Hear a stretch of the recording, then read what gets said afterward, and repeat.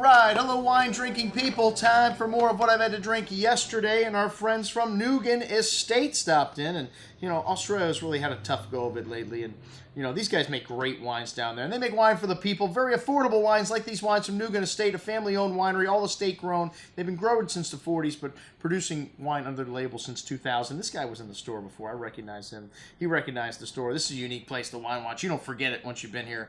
They own 1,000 acres, wow, through 4 different appellations: McLaren Vale, Coonawarra, King Valley, and Riverina, and they use in this Chardonnay, which is their entry-level wine, a mixable stainless and older barrique. Nice tree fruit here. It's a nice freshness and really clean style of Chardonnay, that apple and lemon citrus, short but pleasant finish. But a very good wine for 11 1/4. The Drover's Hut Chardonnay up next. And this wine sees no mallow. The hut on the property is what they're referring to, the Drover's Hut. It's 120 years old. The Drover's a cowboy, so the vineyard's not that old, but the cowboy hut is. And this wine sees some 1 and 2 year old.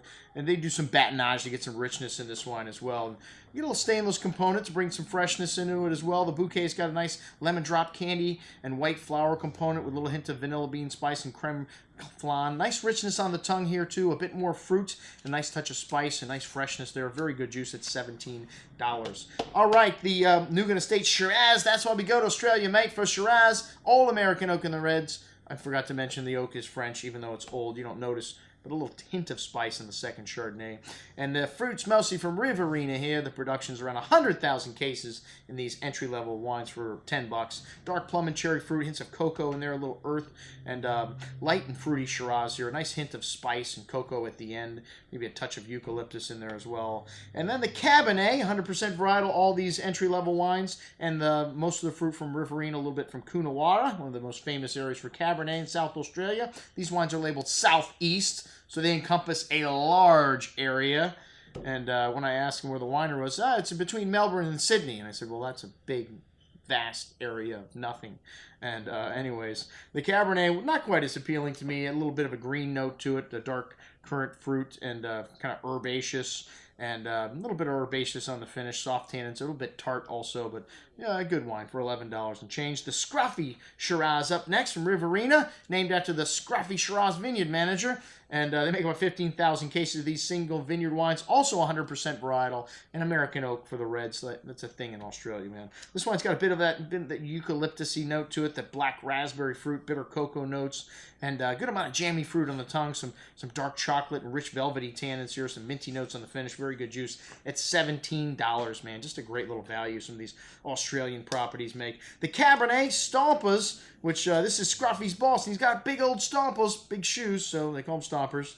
And this one's got a good amount of that herbaceousness to the nose also, that red currant berry fruit, milk chocolate, some dark plum, currants on the tongue. Fine tannins here, the dark cocoa, some fine herbs, a good little Cabernet, but again, I like the Shiraz better, and that's no surprise, it's Australian.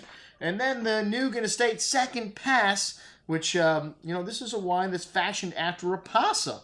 So they make a wine from dried grapes, and then they make a second pass like a Rapasa-style wine. But you can't call it Rapasa because the Italians would never let them do that.